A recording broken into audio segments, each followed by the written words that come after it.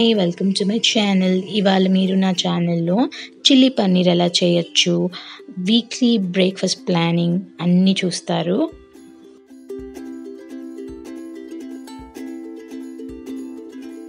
Hello friends, good morning.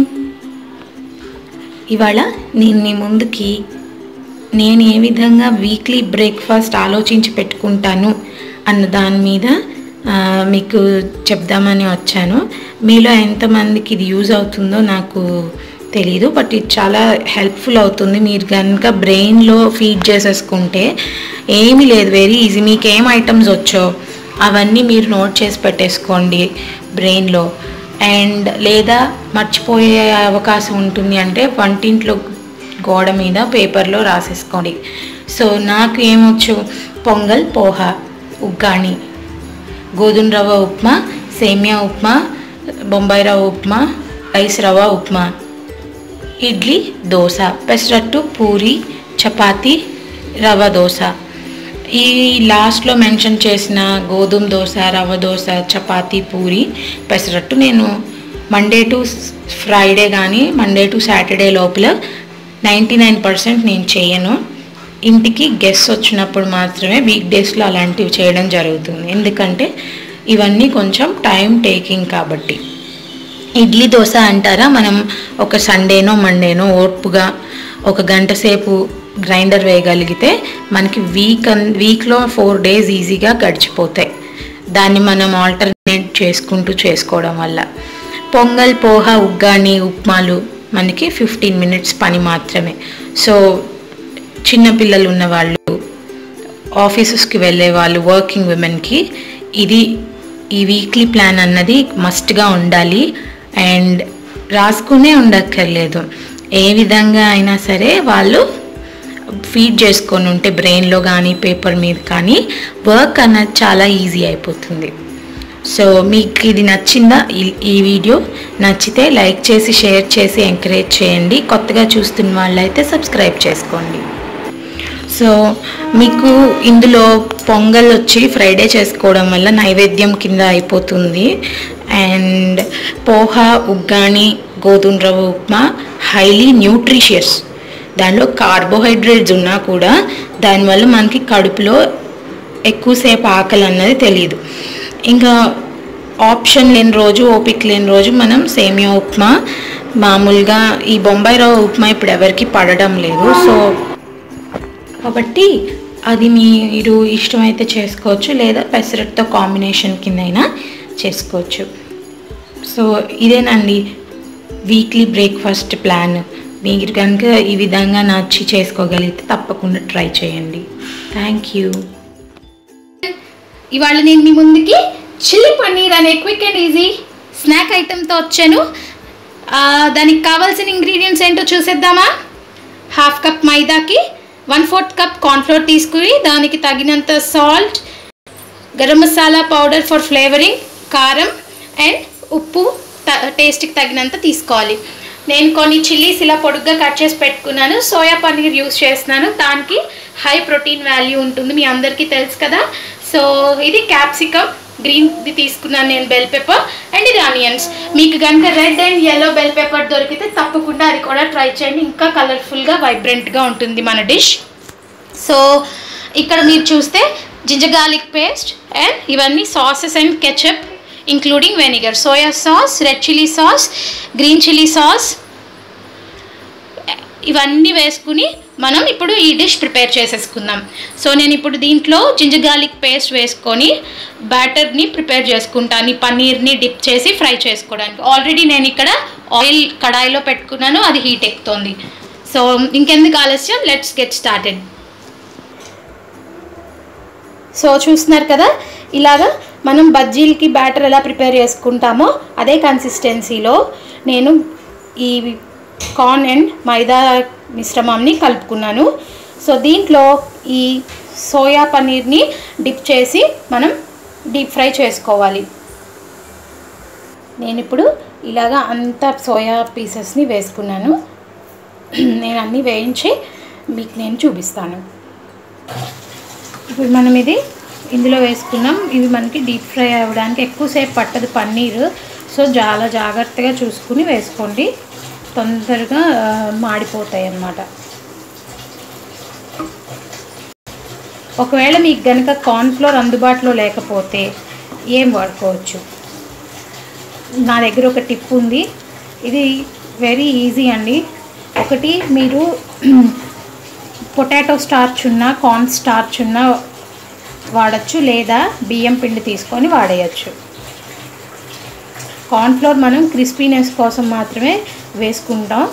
So మనకి ఇవన్నీ separate అయిపోతాయి కూల్ అయ్యాక, వరి అవ్వక్కర్లేదు. నేను కొంచెం వెంటనే వేయడం వల్ల దగ్గర పడిపోయింది.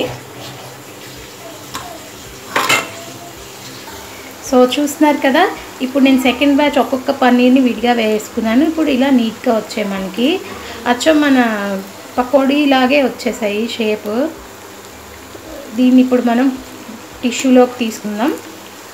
అండ్ వీటిని మనం ఇప్పుడు మంచూరియన్ స్టైల్లో ఎలా ప్రిపేర్ చేసుకోవాలో చూద్దాం. సో నేను ఇప్పుడు ఇందులో జింజర్ గార్లిక్ పేస్ట్ మరియు onions, capsicum and few ginger pieces కూడా ఇదిగోండి వేసేసాను. అన్నీ ఇప్పుడు మనకి ఒక 5 to 7 మినిట్స్లో కచ్చా పచ్చాగా వేగాలి. వేగిన తర్వాత సాసెస్ వేసుకుని కొంచెం కార్న్ఫ్లోర్ కలుపుకుని దీంట్లో మనం వేయించుకున్న పన్నీర్ ఉంది కదా పకోడీ లాగా, అది యాడ్ చేసుకుందాం. సో ఇప్పుడు నేను దీనిలో 1 table spoon vinegar, 1/2 table spoon soya sauce, 1 table spoon అంటే 1/2 చేశాను రెడ్ చిల్లీ సాస్ని, గ్రీన్ చిల్లీ సాస్ని కలిపి 1 టేబుల్ స్పూన్ కింద వేసుకున్నాను. ఇది కొంచెం మనకి మగ్గి దగ్గర పడుతూ ఉండగా, అంటే బాగా వేగక్కర్లేదు, మనకి రెస్టారెంట్ స్టైల్లో చేసుకోవాలంటే హాఫ్ కుక్డ్గా ఉంటే చాలు. ఈ క్యాప్సికమ్ అండ్ ఆనియన్ పీసెస్ మగ్గే లోపల పన్నీర్ ఇలాగా సెపరేట్ అయిపోయింది. కార్న్ఫ్లోర్ని వాటర్లో కలిపి పెట్టుకున్నాను గ్రేవీగా చేద్దామని. సో చూద్దాం, ఇంకొక 3 మినిట్స్లో మనకు అది సాఫ్ట్గా. ఇది పార్షియల్లీ కుక్ అయిపోయింది. దీంట్లో నేను ఇప్పుడు పన్నీర్ వేసేస్తున్నాను. అండ్ కొంచెం కార్న్ఫ్లోర్ తీసుకుని ఒక 1/2 టేబుల్ స్పూన్ని, థిక్ కన్సిస్టెన్సీ కాకుండా మనం నార్మల్గా జారుగా కలుపుకొని దాన్ని వేసుకోవాలి. ఇది ఇప్పుడు మనకి ఒక 1 to 2 మినిట్స్లో అంతా కూడా దగ్గర పడిపోతుంది.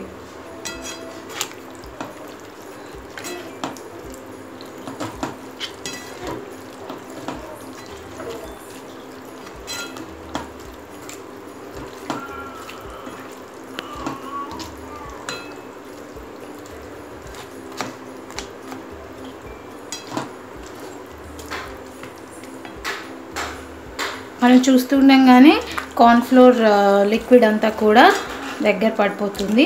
మీకు ఇంకా సాసెస్ యాడ్ చేసుకోవాలనుకుంటే వేసుకోవచ్చు, లేదు అనుకుంటే సర్వ్ చేసుకునేటప్పుడు టొమాటో కెచప్తో సర్వ్ చేసేసుకోవచ్చు. సో మనకి ఇక్కడ చిల్లీ పన్నీర్ రెడీ అయిపోయింది. దీన్ని మనం రోటీతో అయినా తినొచ్చు, ఈవినింగ్ స్నాక్గా అయినా తినొచ్చు. సో నేను ఇప్పుడు దీన్ని మీకు సర్వ్ చేసి ఎలా వచ్చిందో చూపిస్తాను. ఇదిగోండి, మన చిల్లీ పన్నీర్ రెడీ అయిపోయింది. మీకు టూత్ పిక్స్ ఉంటే వీటిని ఇలా దీనిలో పెట్టేసి సర్వ్ చేసిన ఆర్ అలా ఇచ్చేసిన రోటీతో ఈజీగా తినేయచ్చు. Thank you. నచ్చితే లైక్ చేసి, షేర్ చేసి, కమెంట్ చేయండి. Welcome back to Suchitra blogs. ఎలా ఉన్నారు అందరూ? బాగున్నారా? ఇవాళ మనం వచ్చేసాం కాకినాడలో ఉన్నటువంటి వివేకానంద పార్క్ని ఎక్స్ప్లోర్ చేయడానికి. సో అలా నడుచుకుంటూ వాకింగ్ ట్రాక్ మీద కబుర్లన్నీ చెప్పుకుందాం. నాతో కలిసి వచ్చేసేయండి.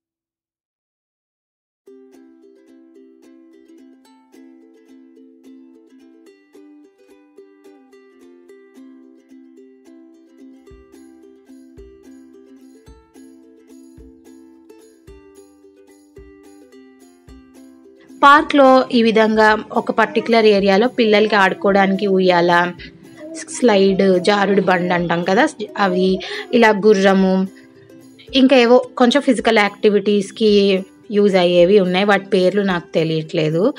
సో ఇవన్నీ మన చిన్నప్పుడు ఎంజాయ్ చేసినవే కాబట్టి ఈ ప్రణవ్యను కూడా కాసేపు ఇక్కడ ఎక్కించి ఆడించాను నేను. ఈ పార్క్కి కొళాయి చెరువు పార్క్ అని పేరుందండి. ఈ మధ్యన దాన్ని వివేకానంద పార్క్ కింద మార్చారు. సో ఇలాగా మేము రైడ్స్ అన్నీ ఎక్కించాం, ప్రణవ్యకి వీలుగా ఎక్కగలిగినవి. మేము చేసిన మిస్టేక్ ఏంటంటే సడన్గా అనుకొని బయలుదేరిపోవడం వల్ల చీకట్లో బయలుదేరాం. అంటే అరౌండ్ 5:30కి మేము స్టార్ట్ అయ్యాము తనకి తినిపించేసి. అందుకని కొంచెం డార్క్ అయిపోయింది, ఈవినింగ్ అయిపోయడం, సన్సెట్ కూడా అయిపోయింది. అందుకే అండి కొంచెం అక్కడ ఉన్న లైటింగ్తో, ఫ్లడ్ లైట్స్ లాంటి వాటితో, కెమెరా ఫ్లాష్తో తీయడం జరుగుతుంది. బట్ ఈసారి నేను ఇంకా అందరు వస్తారు కదా మా కజిన్ కిడ్స్ అందరూ, అప్పుడు మంచిగా తీస్తాను. ప్రస్తుతం మీకు బాగుంది షేర్ చేద్దాం అనిపించి చేస్తున్నాను. ఇది యాక్చువల్ మొన్న త్రిపుర సుందర్ గుడికి వెళ్ళి ఎగ్జిబిషన్కి వెళ్ళి వస్తున్నప్పుడు నేను చూసాను అనమాట. సో ఆ రోజు కూడా లేట్ అయిందని ఇంకా పార్క్లోకి వెళ్ళలేదు. సో ఈ యాక్చువల్గా ఈ పార్క్ పేరు కొళాయి చెరువు పార్క్ అనేవాళ్ళు. ఇప్పుడు దీనికి వివేకానంద స్టాచ్యూ పెట్టి పేరు మార్చడం అంటే ఇలా కొత్త పేరు కూడా ఇవ్వడం జరిగింది, రెనోవేట్ చేసి బాగా. ఈ కొళాయి చెరువు అని ఎందుకనే వాళ్ళంటే సిటీ మొత్తానికి, అంటే కాకినాడ మొత్తానికి ఇక్కడ నుంచే వాటర్ సప్లై, మున్సిపల్ వాటర్ వెళ్ళేది ఈ చెరువు నుంచి. బట్ ఇప్పుడు ఈ చెరువులో వాటర్ వాడకానికి పనికి రావట్లేదు. ఇంత క్రితం దీంట్లో బోటింగ్ అంతా చేసేవాళ్ళంటండి. ఇప్పుడు లాస్ట్ టైం ఏదో ఒక సాడ్ ఇన్సిడెంట్ జరిగి బోటింగ్ అంతా తీసేశారు. అండ్ దీనికి విక్టోరియా వాటర్ వర్క్స్ అని పేరు కూడా ఉండేదిట. నేను అక్కడ వాకింగ్ చేస్తున్న అంకుల్స్ని, తాతగారు వాళ్ళు రిలాక్స్ అవుతుంటే అడిగి నేను తెలుసుకున్నాను. యాక్చువల్గా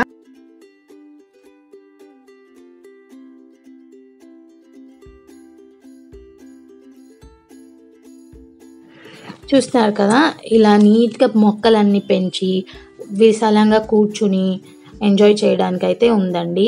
మీరు కార్తీక మాసం వనభోజనాలు ఇలాంటివి కూడా ప్లాన్ చేసుకోవచ్చు చక్కగా ఇక్కడ సిటీలో ఉండేవాళ్ళు. చూసారు కదా చెరువు. మనకి ఈ పర్టికులర్ పార్క్కి ఇంచుమించు 6 గేట్స్ ఉన్నాయండి. ఇప్పుడు మనం లాక్ పెట్టిన గేట్లోంచి ట్రెస్ పాసింగ్ చేసి వచ్చాం కదా, అదొకటి. నూకాలమ్మ టెంపుల్ వైపు మెయిన్ ఎంట్రన్స్ ఒకటి, ఇంకొకటి చిన్న గేట్ కూడా ఉంటుంది. అండ్ ఇది ఒక పెద్ద పార్క్ కదా, రౌండ్గా ఉంది దీని సర్కంఫరెన్స్. దాని చుట్టుపక్కల కూడా ఇతర ప్లేసెస్లో గేట్లు కూడా ఉన్నాయి. సో సన్సెట్ బాగా కనిపిస్తుంది సార్ కదా. సన్సెట్ని వాటర్లో రిఫ్లెక్ట్ అయినప్పుడు ఆ కలర్ ఎంత బాగుందో. పాపని డక్కో గుర్రమో మరి ఏంటంటాం దాన్ని, ఆ రైడ్ ఎక్కిచ్చాను. అది మన పేరెంట్స్ దగ్గరుండి తిప్పుకునేదే, సో భయం లేదు. ఎంత స్లో మోషన్ అంటే అంత స్లో మోషన్లో తిప్పచ్చు. అది మమ్మల్ని తిప్పండి అని అడుగుతుంది, దానికి వచ్చి రాని భాషలో. సో రైట్ సైడ్ మనకి స్కేటింగ్ నేర్పిస్తూ ఉంటారు, చూడొచ్చు మీరు. ఇప్పుడు చిన్న చిన్న పిల్లలు చక్కగా నేర్చుకుంటూ ఎంత బాగున్నారు అండి, క్యూట్గా. ఇటువైపు తినుబండారాలు ఉన్నాయి, రిలాక్స్ అయి మాట్లాడుకోవడానికి. అక్కడక్కడ ఈ విధంగా బెంచెస్ అన్ని ఏర్పాటు చేయడం జరిగింది. చూస్తున్నారు కదా, చీకటి అయిపోయి చెరువు ఎలా కనిపిస్తుందో చీకట్లో లైట్స్ పడి.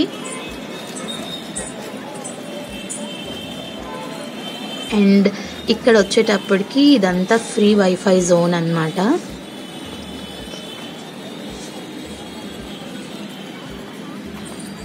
నాకు బాగా నచ్చింది ఏంటి అంటే వాకింగ్ చేయడానికి మంచి ప్లాట్ఫామ్ ఇది. అదేవిధంగా ఇక్కడ లైబ్రరీ కూడా ఉంది లోపల, ఆ లైబ్రరీలో చదువుకోవచ్చు మీరు. సమ్మర్ వస్తుంది నెక్స్ట్, ఎలాగో ఈ ఊరు తెలియదు ఫస్ట్ టైం వచ్చే వాళ్ళనుకోండి, మీరు ఈవినింగ్స్ చక్కగా మీ పిల్లలందరినీ తీసుకుని సరదాగా ఇక్కడికి రావచ్చు, ఎంజాయ్ చేయొచ్చు. అంత బాగుంది. మీరు రిటైర్ అయిపోయిన వాళ్ళైతే ఈవినింగ్ టైం ఇలా చక్కగా స్పెండ్ చేయొచ్చు, వాక్ చేసుకుంటూ కబుర్లు చెప్పుకుంటూ. చూస్తున్నారు కదా, నేను ఇందాకన్నా సంజీవిని హాస్పిటల్స్ ఆపోజిట్లో ఉందండి ఈ పార్క్ అని. కరెక్ట్గా మనం సంజీవిని హాస్పిటల్స్ దగ్గర నుంచి చూస్తే మనకి ఇక్కడ కనిపిస్తుంది ఈ స్కేటింగ్ది. అండ్ నేను చెప్పలేదు నూకాలమ్మ టెంపుల్ దగ్గరే ఆపోజిట్లో ఉంటుంది అని. మనకి ఎదురుగా చూడండి చిన్న టెంపుల్ కనిపిస్తుంది కదా రోడ్ మీద, అది నూకాలమ్మ టెంపుల్. ఆవిడ గ్రామ దేవత. మేము పార్క్ నుంచి వెళ్ళేటప్పుడు దండం పెట్టుకుని వెళ్ళాము. నేను వీడియో ఏం తీయలేదు అమ్మవారిది, తీయొచ్చలేదో నాకు అంతగా తెలియదు కదా అందుకని. సో నేను వైజాగ్లో ఉడా పార్క్లో చూశాను. ఆ తర్వాత ఇలా చక్కగా పార్క్లో స్కేటింగ్ నేర్పించడం అన్నది ఇక్కడే చూస్తున్నాను చాలా రోజుల తర్వాత. అంటే ఇంకా మిగతా సిటీస్లో అంతా ఇప్పుడు డెవలప్ అయిపోయి అందరూ నేర్పిస్తున్నారు, అది వేరే విషయం. అంటే ఇంత దగ్గరగా చూసింది ఇక్కడే నేను. చూస్తున్నారు కదా దగ్గుతోంది వెనకాల, వాయిస్ చెప్తుంటే. బాగా తినేసింది ఐస్ క్రీమ్లు ఇక్కడ వచ్చాక. సో ఫాస్ట్ మోడ్లో పెట్టాను కదా, ఇప్పుడు మనం వెళ్తున్నాము టువర్డ్స్ లైబ్రరీ. సార్ ప్రణవ్యని అయితే మేము ఆపలేకపోయామండి. నేను ఫాస్ట్ మోడ్లో పెడితే మీకు ఎలా కనిపిస్తుందో రియల్గా కూడా అలాగే చక్కచక్క నడుచుకుంటూ వెళ్ళిపోతుంది. ఎక్కడ పడితే అక్కడ ఆగడం, అందరికీ చక్కగా పలకరించుకుంటూ హాయ్ చెప్పుకుంటూ సరదాగా వెళ్ళిపోతుంది.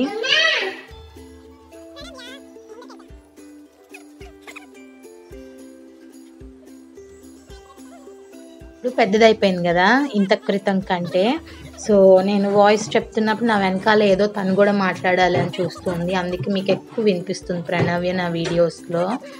అండ్ ఇప్పుడు మనం వచ్చేస్తున్నాము లెఫ్ట్లో లవ్ కాకినాడ, రైట్లో వచ్చేటప్పటికి మీరు చూస్తారు లైబ్రరీ. దగ్గరగా తీసుకెళ్ళి చూపిస్తాను, వర్రీ అవ్వకండి.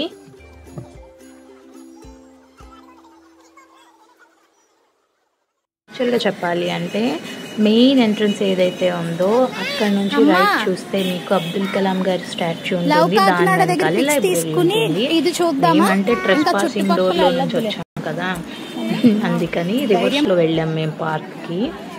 సో అక్కడ నుంచి కొంచెం భారత్ మాత స్టాచ్యూ వైపు కూడా వెళ్ళి వచ్చాము. ఇక్కడ మనకి లవ్ కాకినాడ దగ్గర ఒక స్క్రీన్ ఏదో పెట్టుంది. అండ్ ఇలాగ ఆడిటోరియం లాగా స్టెప్స్ అన్నీ వేస్తున్నాయి. అక్కడ అందరూ చక్కగా కూర్చుని కబుర్లు చెప్పుకుంటున్నారు వాకింగ్ అంతా అయిపోయాక. నన్ను ఒకళ్ళు అడిగారు ఏంటమ్మా షూట్ చేస్తున్నావు అని. నాకు ఏం చెప్పాలో తెలియక వీడియో అండి అన్నాను. తర్వాత అనిపించింది ఏమన్నా అనుకున్నారో ఏమో అని. చెప్పాను కదా ఎంట్రన్స్కి మనకి రైట్ సైడ్ ఇలా అబ్దుల్ కలాం గారి స్టాచ్యూ ఉంటుంది, దాని వెనకాల లైబ్రరీ ఉంటుంది. నేనంతా ఉల్టా చేసేసాను, రివర్స్లో వెళ్ళాము మేము వెళ్ళడం ఆటో దిగి. సో అందుకని మీకు కొంచెం ఇలా అనిపించి ఉండొచ్చు. బట్ నేను నెక్స్ట్ టైం మీకు తీసుకెళ్తాను నీట్గా డే టైంలో, అప్పుడు చూడొచ్చు. సో ఇది కూడా ఒక ఎక్స్పీరియన్సే కదా, మీకు లైటింగ్లో ఎలా ఉంటుంది పార్క్ అని తెలియాలి కదా, ఏమంటారు? సో ఇలా ఎంటర్ అయిన తర్వాత లెఫ్ట్లో భారత్ మాత స్టాచ్యూ ఉంది. లీడర్స్ అందరు ఫ్రీడమ్ ఫైటర్స్వి పెట్టి అక్కడికి వెళ్తున్నాం ఇప్పుడు మనం. ఇక్కడ కొన్ని పిక్స్ తీసుకున్న తర్వాత ఇంకా మేము బయటకు వచ్చేసి పావ్ బాజీ అవి తిన్నాము. సో కొన్ని పూల మొక్కలు మ్యూజిక్తో వినేయండి. నేను ఏదైనా చెప్పాలనుకున్నప్పుడు వచ్చేస్తాను. సో పావ్ బాజీ ఎలా చేశాడో చిన్న క్లిప్ కూడా యాడ్ చేశాను, మర్చిపోకండి. ఇవేంటో చైనీస్ ఫ్లవర్స్ అనుకుంటాను. అండ్ ఇది వచ్చేటప్పటికి అందరికీ తెలుసు, నాకు చిన్నప్పుడు చాలా ఇష్టం ఈ చెట్టు. మనం ఎంత మొక్కలు పడేసినా దీనికి గడ్డలు ఉంటాయి కదా, వాటి వల్ల ఇది వానలు పడే టైంకి మొలిచి పువ్వులు పూస్తూ ఉంటుంది.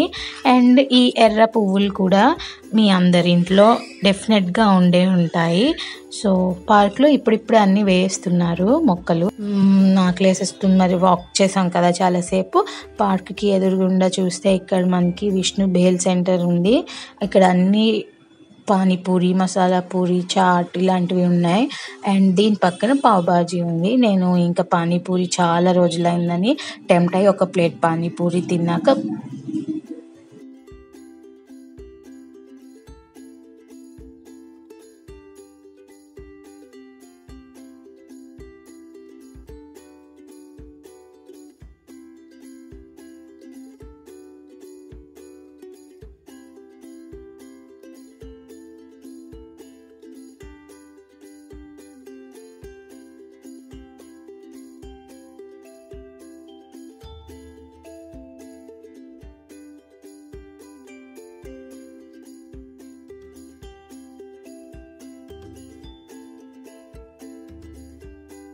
సో పావ్ భాజీ చేస్తున్నారు, కైలాష్ పావ్ భాజీ అనే దీంట్లో అవుట్లెట్లో.